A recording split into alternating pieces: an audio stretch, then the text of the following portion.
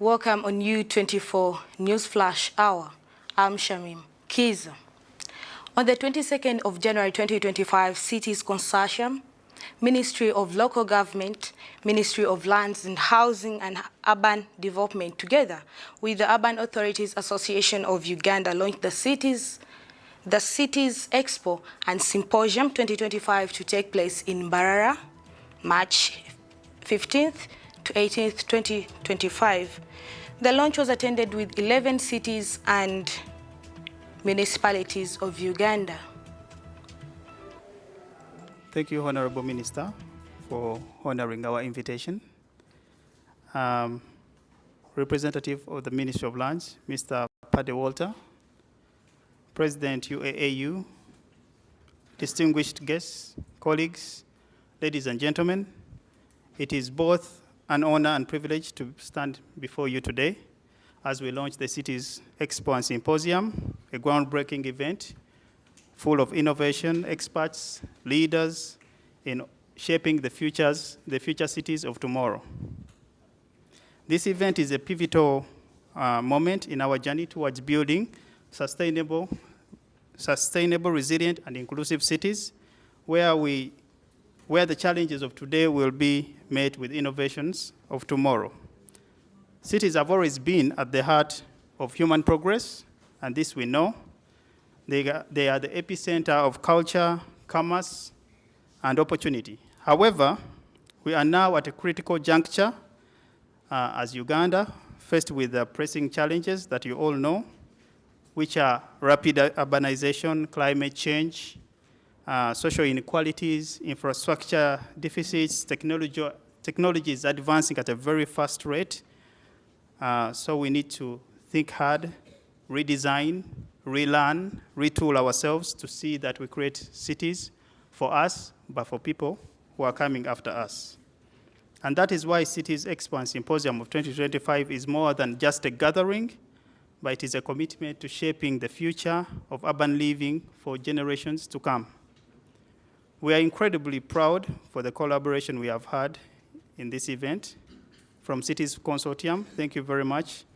And Ministry of Local Government, Ministry of Lands, Housing and Urban Development, and the support gotten from Urban Authorities Association of Uganda. I welcome you to this very important meeting whereby we are here to launch the Cities Expo and Symposium 2025. I'm glad that you found time to be here, and I'm glad that we also have the press in big numbers. We're going to Mbarara City, and my responsibility today is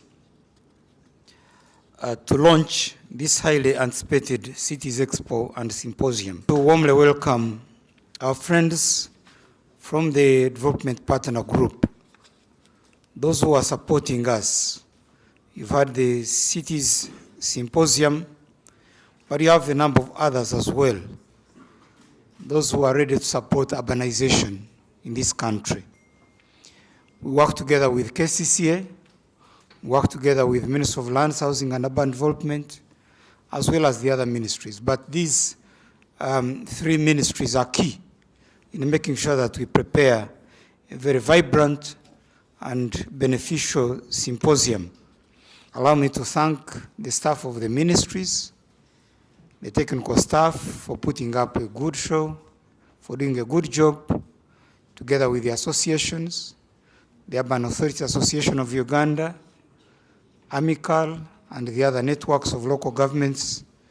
We take note of what you are doing, and I'm satisfied, really. I'm glad that we have been joined by one who set the pace for these cities, one who worked hard to guide urbanization in this country, Your Worship Batambuze. Thanks for finding time to be with us.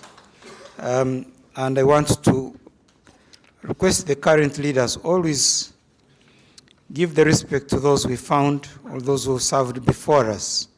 Wouldn't be where we are if he had not put in a lot of effort. I would like to end by thanking His Excellency the President who gave us the 10 cities and who gave us the right environment to reach where we have reached.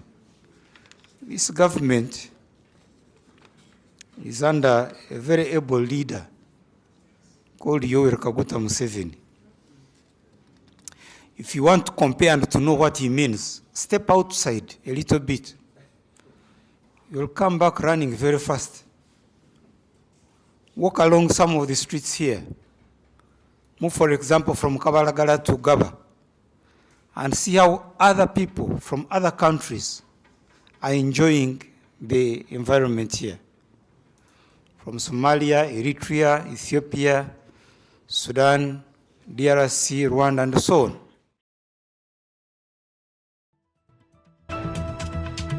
The South African President Cyril Ramaphosa said it was high time to stop the Global South nations paying for their mistakes of the Global North, as he gave a briefing about his country's 2025 G20 presidency following his appearance at the World Economic Forum in Davos on Thursday. Many countries, particularly in the developing economies, have huge debts burden, and they pay much more money in servicing their debts than the countries in the Global North, he said. There needed to be a greater prioritization for low-income and developing countries.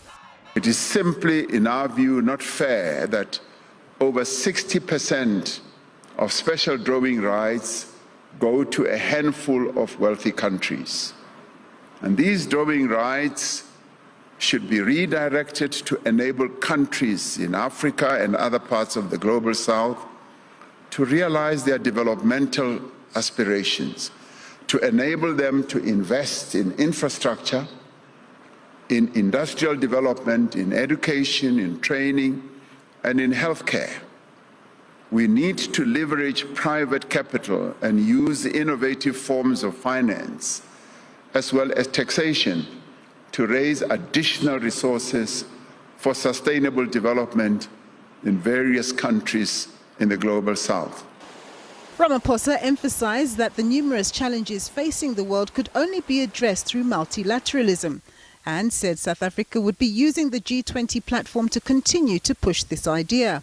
Another key message South Africans have become familiar with that the president conveyed was that all collective actions should result in no one around the world being left behind in terms of growth and development. Nampumelo Siziba, SABC News.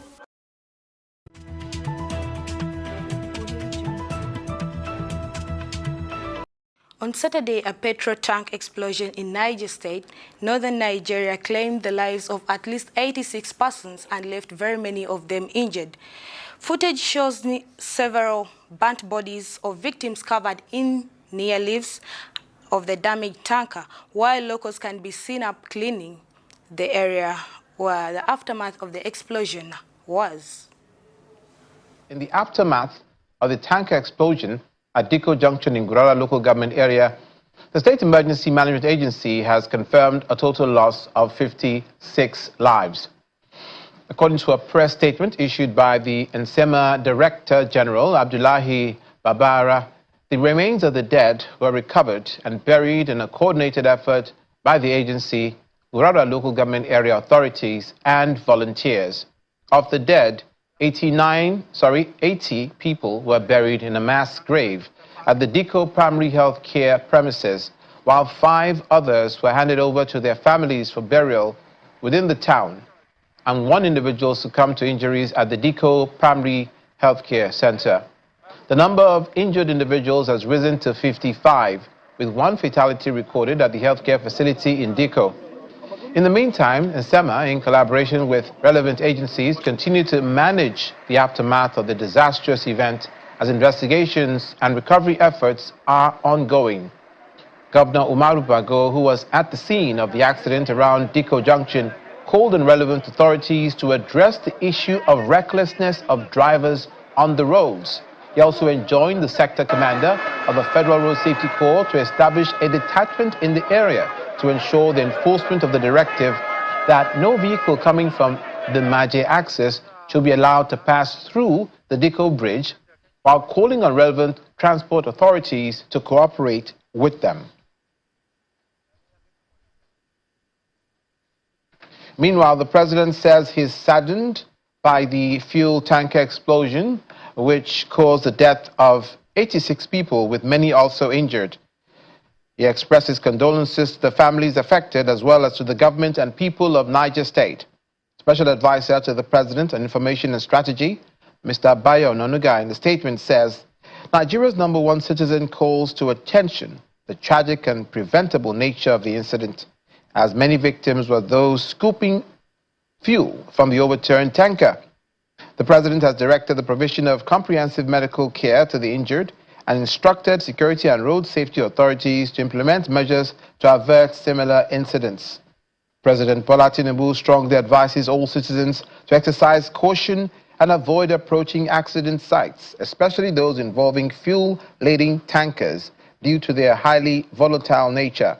The President also mandated the National Orientation Agency to initiate a nationwide educational campaign that will raise public awareness about the severe risks and environmental dangers of scooping fuel from fallen tankers.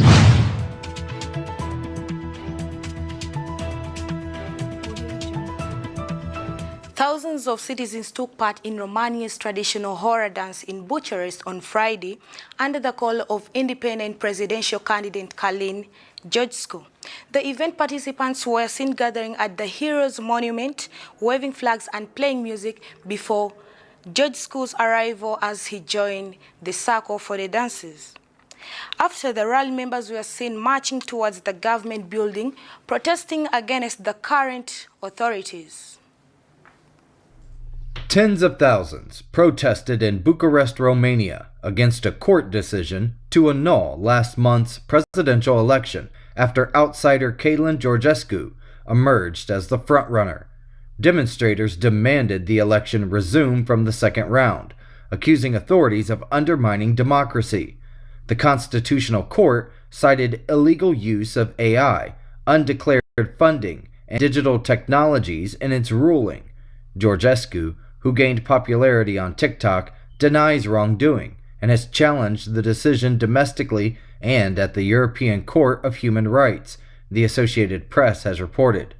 New election dates are set for May, but Georgescu's participation remains uncertain.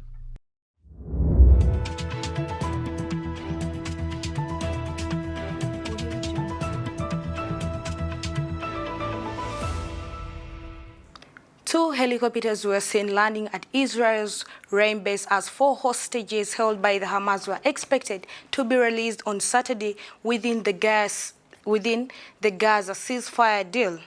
Saturday sees the second hostage prisoner swamp under the Gaza ceasefire deal between Israel and Hamas. 4 hostage female soldiers, Kalin Avel, Daniela Gilboa, Namara Levy and Lily Albag, are scheduled for release by Hamas in exchange for 180 prisoners, Palestinian prisoners from the jails of the Israelis.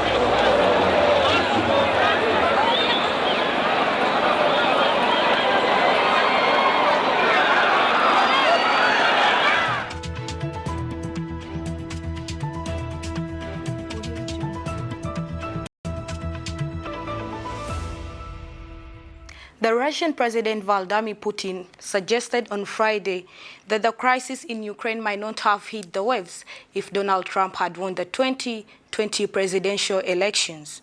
Speaking in a meeting in Moscow, Putin emphasized Russia's willingness for dialogue but criticized the lack of engagement from the current U.S. leadership.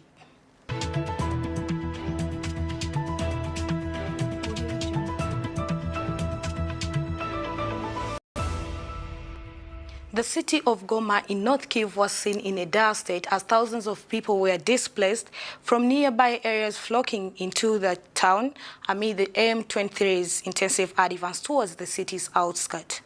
From the captured footage on Wednesday shows people being displaced arriving at the port of Goma on boats and self-made crafts carrying their personal belongings. Jambo, so North Kivu, the province in the east of Congo that has seen fighting. This week alone, more than 400,000 civilians have been displaced. The governor of North Kivu was assassinated by a Rwandan sniper, and this is after the M23 rebels, together with the Rwandan troops, captured more than 3 towns in the south part of Goma, right? So this is Minova and Rushebere and other towns that are found to the west of Lake Kivu. The M23 rebel group has captured swaths of territory from the Congolese army in one of sub-Saharan Africa's most mineral-rich regions. And the rebels have been trying to advance on the city of Sake. That's where most fighting is. A lot of casualties, mostly on the civilians. Hospitals in Goma are overwhelmed. They are full of injured civilians, according to reports. I'm going to show you a map right now about the situation that is happening there. So I'm going to quickly zoom in and then tell you what is really happening there. So as you can see from my map here, this is the territory I'm talking about. The lake you're seeing there is the Lake Kivu itself. And I'm going to zoom in to basically try to highlight the things that are happening in this map. So on the red shading, this is where the M23 and the Rwandan troops are. They took the city, the town of Minova, as I was talking about, this one here. And they've taken all these areas in the recent 1 week. They've taken Karuba. They are now trying to advance on the town of Sake. This is Sake, the region that is in the middle there. Now, the yellow shading shows where the Congolese army and their allies, that is the Wazalendo, are operating from, trying to stop the fighting of this, the attack by the Rwandan and the M23 rebels on this town. Because the town is located 22 kilometers from the city of Goma, and the Rwandan believe that once they capture the city or the town of Sake, then they can easily try to move east. The problem is Sake is where you also have one of the largest stockpile of ammunition of the Congolese army. That's where you find one of the largest base of the SADC forces that are supposed to be protecting the civilians and the refugees around the city of Goma. That's where you also find the forward logistic of the United Nations peacekeepers, also known as MONUSCO. So they're trying to capture all those bases, all those centers in Sake, so that they can reinforce their position and try to now move east and take the city of Goma. Now, during the fight on Wednesday, we saw Major General Peter Chirimwami Nkuba, who is the governor of North Kivu. Yes, you heard that right. The governor of North Kivu is also a commander in the armed forces, because civilian governors get assassinated by Rwandan spies. So they now appointed a military commander to do the work of a governor. And on Wednesday, he was at the front line and he was shot by a sniper from the Rwandan side, the M23 and the Rwandan army side. Yeah, that's what they did. So he's dead. And that is the situation. And it came from the spokesperson of the Congolese army. And that is the current situation. It's getting bad. But I want you to also watch what mainstream media is talking about the situation and the interviews done by the people from that territory, or what they are saying about the atrocities being done on the civilians in Congo by these Rwandan invaders.